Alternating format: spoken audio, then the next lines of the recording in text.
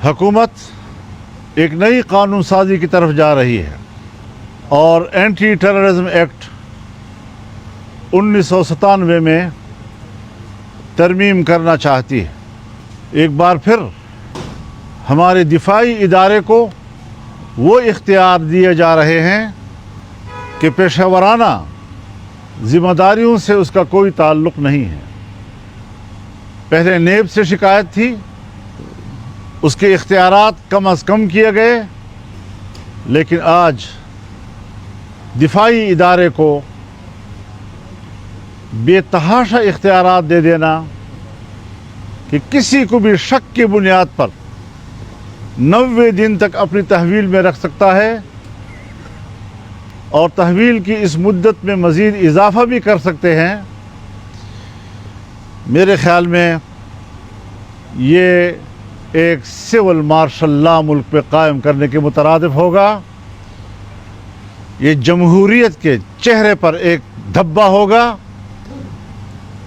मैं नहीं समझता कि पाकिस्तान पीपल्स पार्टी और पाकिस्तान मुस्लिम लीग नून, जो जमहूरियत के अलमबरदार, वोट को इज़्ज़त देने के अलमबरदार, आज वो एक ऐसा एक्ट पास कर रहे हैं कि जो अपने ही हाथों से जमहूरियत के चेहरे पर कालक मलक रहे हैं।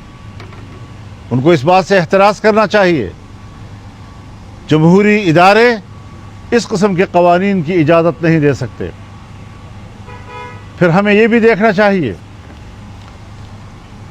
कि 26वीं तरमीम में हुकूमत बैठे, हुकूमत सोचे कि 26वीं तरमीम में किन किन शिकों को वापस लेने पर वो आमादा हुई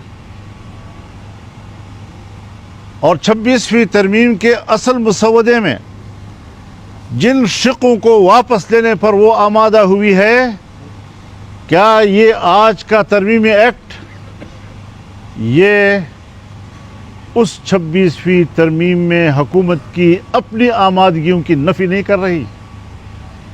क्या ये नया एक्ट 26वीं तरमीम की रूह के मुनाफी नहीं है? क्या ये आइन का तकाजा होगा कि कल आपने 26वीं तरमीम में वो सारे किरदार वापस ले लिए कि जिससे हमारे आर्म्ड फोर्सेस को सिविल के अंदर इख्तियारात में इजाफा मिल रहा था, आज दूसरी तरफ से आपने एक्ट पास करके अपने ही उस अमल की नफ़ी की है। ये आइन की तौहीन है, आइन के 26वीं तरमीम की तौहीन है, पार्लियामेंट की तौहीन है, जिसने कि ये 2-4 रोज़ हुए पास किया और आज आप उसकी नफ़ी कर रहे हैं।